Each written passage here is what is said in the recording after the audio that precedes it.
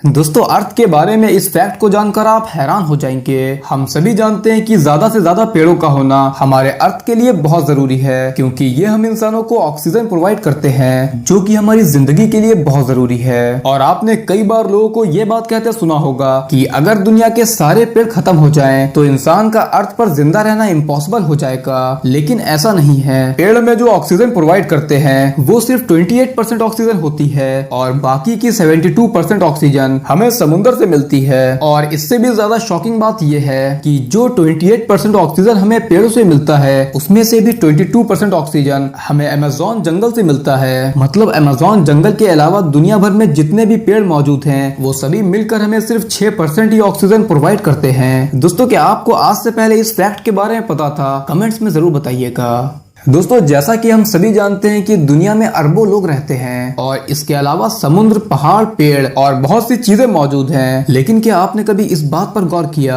कि पूरी दुनिया का वजन कितना होगा? वैसे तो अर्थ का वजन पता करना इम्पॉसिबल है, लेकिन कुछ साइंटिस्ट ने इसके बारे में पता लगाने की कोशिश की है, जिसके लिए उन्होंने बहुत से फॉर्मूलेस का इस्तेमाल किया है। और उन साइंटिस्ट के अकॉर्डिंग अर्थ का वजन 13 बिलियन ट्रिलियन टन से भी ज्यादा है। इस वजन के बहुत ज्यादा होने का अंदाजा आप इसी बात से लगा सकते हैं कि 13 बिलियन ट्रिलियन टन में कितने जीरो होते हैं, उन्हें भी गिन पाना बहुत मुश्किल है। दोस्तों, आप में से कई लोगों को ये बात पता होगी कि अर्थ लगभग 71% वाटर और करीब 29% लैंड पर बना हुआ है और इस दुनिया में 7 कॉन्टिनेंट मौजूद हैं। आप में से ज्यादातर लोगों को ये लगता होगा कि ये समुद्र हमेशा से इन कॉन्टिनेंट में बटा हुआ है, लेकिन हजारों साल पहले हमारा प्लैनेट अर्थ 2 हिस्सों में बटा हुआ था, जिसमें से एक था जमीन का बड़ा सा पार्ट, जिसे पेंजिया नाम दिया गया था, और इसके अलावा बाकी पूरा समुद्र था। जैसे जैसे वक्त गुजरता गया, जमीन में काफी चेंजेस हुए और जमीन कई हिस्सों में डिवाइड हो गई। साइंटिस्ट के अकॉर्डिंग कई हजार साल बाद एक बार फिर से पूरी की पूरी जमीन एक ही टुकड़े में जुड़ जाएगी और फिर से पेंजिया बन जाएगा।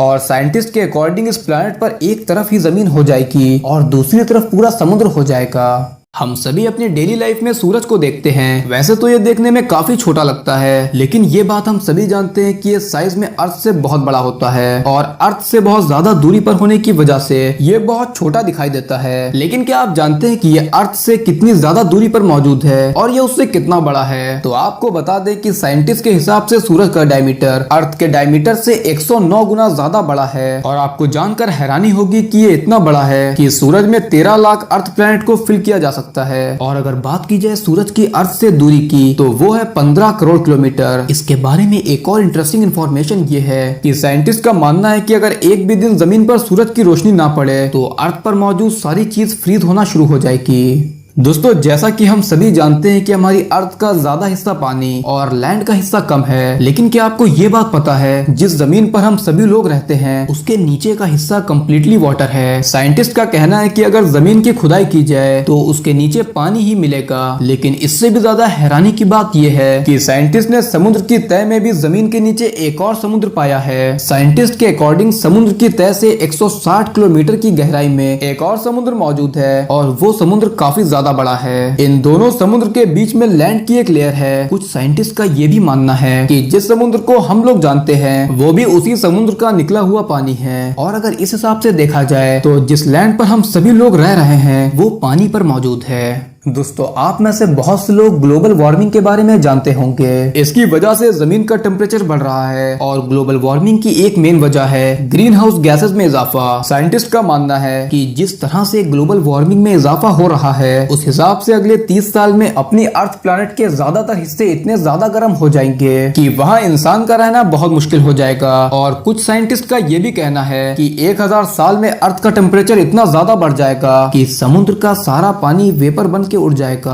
और सब कुछ रेगिस्तान में बदल जाएगा। दोस्तों, आज की इस वीडियो में बस इतना ही। अगर आपको ये वीडियो अच्छी लगी हो तो प्लीज वीडियो को लाइक करिएगा और चैनल को सब्सक्राइब करिएगा। थैंक्स।